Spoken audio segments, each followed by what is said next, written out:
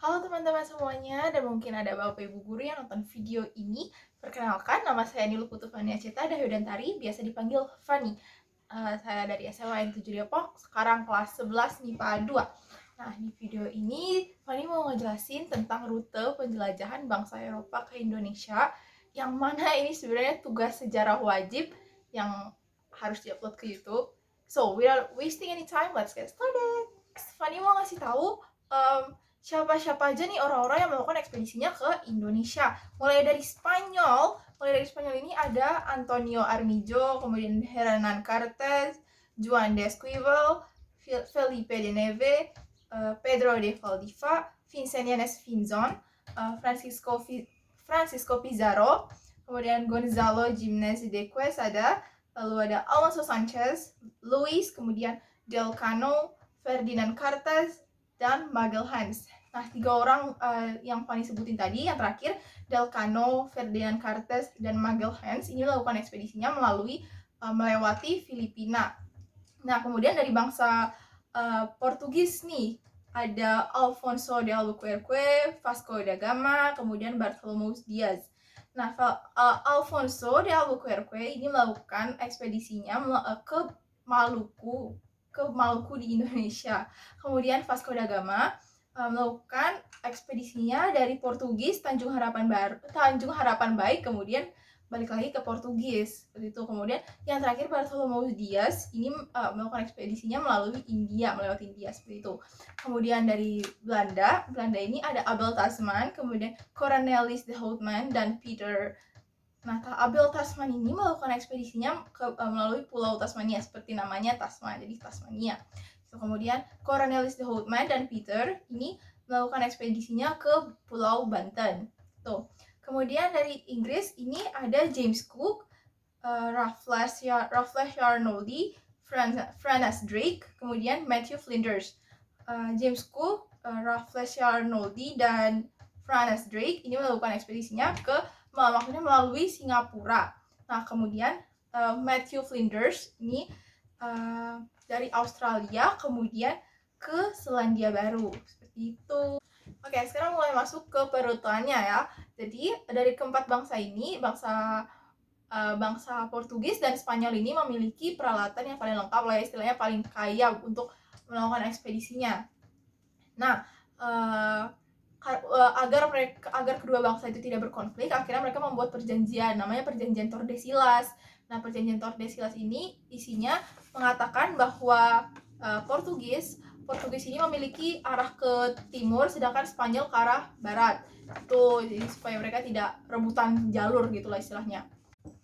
Nah, sekarang Fani udah ada peta di tangan Fani. Ini udah dijelasin, udah dikasih rute-rutenya per bangsanya, per negaranya. Mulai dari Portugis warna ungu, Spanyol warna merah, kemudian Inggris warna orange, sama Belanda warna coklat ini. Nah, dari Portugis nih yang warna ungu. Ini kalau tadi sini Portugis ini ke Samudra Atlantik, di sini Samudra Atlantik. Nah, ini ada tanda panah kecil di sini yang warna ungu nih, Samudra Atlantik. Kemudian dari Samudra Atlantik ke Tanjung Harapan Baru, sekitaran sini lah ya. Kemudian dari Tanjung Harapan Baru ke pesisir barat benua Afrika. Pesisir barat nih, benua Afrika nih di sini nih. Tanda panah kecil di sini. Nah, itu artinya ini tandanya pesisir barat benua Afrika. Kemudian dari pesisir barat benua Afrika Portugis ke Tanjung Harapan. Di sini Tanjung Harapan kecil di sini nih. Tanjung Harapan di sini. Lalu dari Tanjung Harapan ke pesisir timur benua Afrika, di sini nih ada tanda panah kecil di sini, pesisir timur benua Afrika. Kemudian ke Samudra Hindia nih di sini, Samudra Hindia laut nih, Samudra Hindia. Kemudian dari situ ke Kalkuta di India, di sini Kalkutanya. Nah, habis dari Kalkuta mereka ke Selat Malaka, di sini Selat Malaka. Nah, di Selat Malaka ini kerajaan Islam sudah berkembang. Akhirnya lalu Selat Malaka ini Selat Malaka ini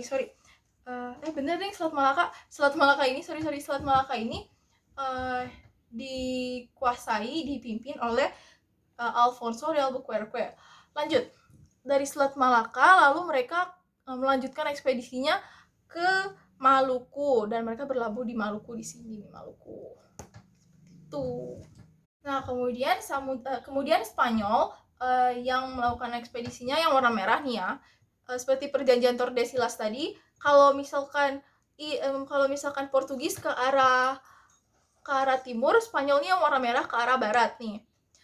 Spanyol melakukan ekspedisinya ke Samudra Atlantik dulu nih, Samudra Atlantik ke sini, terus tembus di sini nih, Samudra Atlantik warna merah.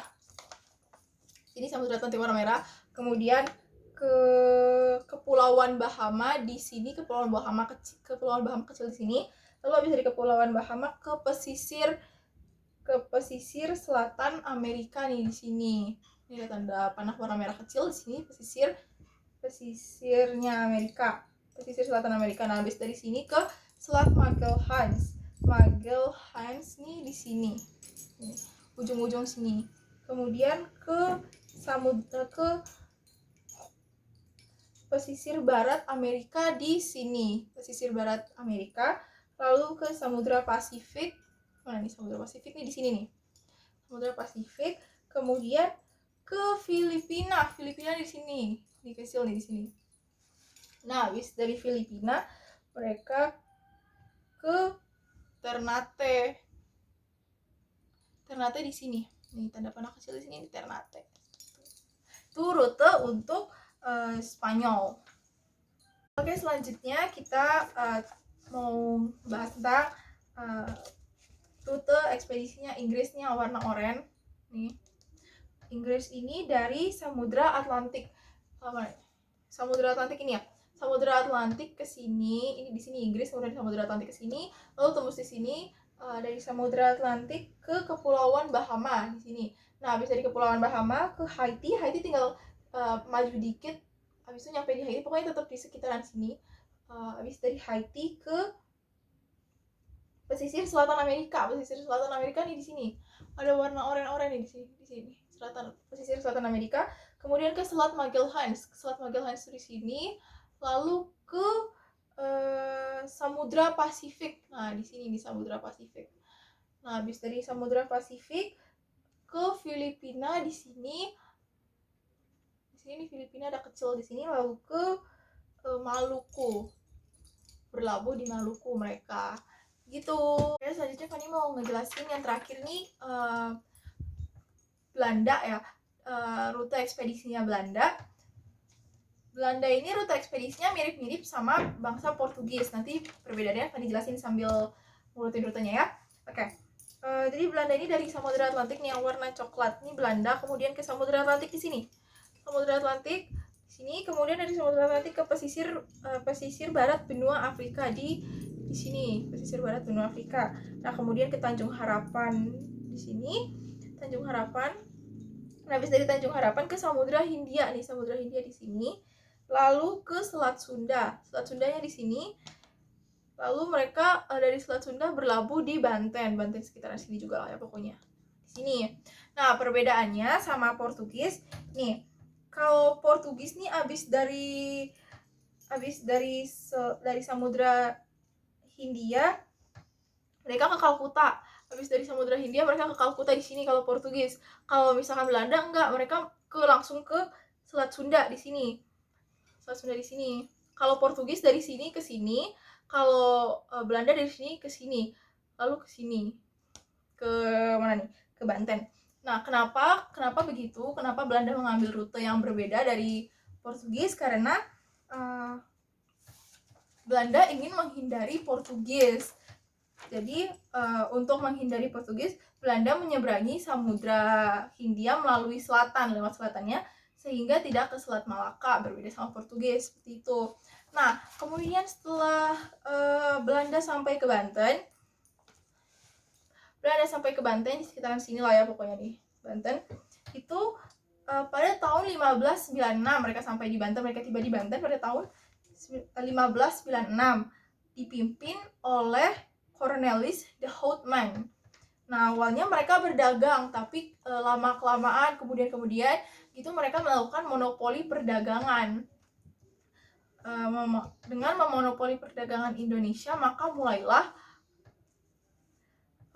penjajahan melalui kongsi dagang atau VOC. Itu. Sekian penjelasan dari Fanny mengenai rute penjajahan bangsa Eropa ke Indonesia. Mohon maaf banget kalau kalau misalkan ngejelasinnya nggak fluent gitu, soalnya ini juga masih pertama kali Fanny ngejelasin tentang rute-rute. Sekali lagi mohon maaf kalau ada penjelasan yang kurang dan kata-kata Fanny yang salah. Terima kasih semuanya, bye.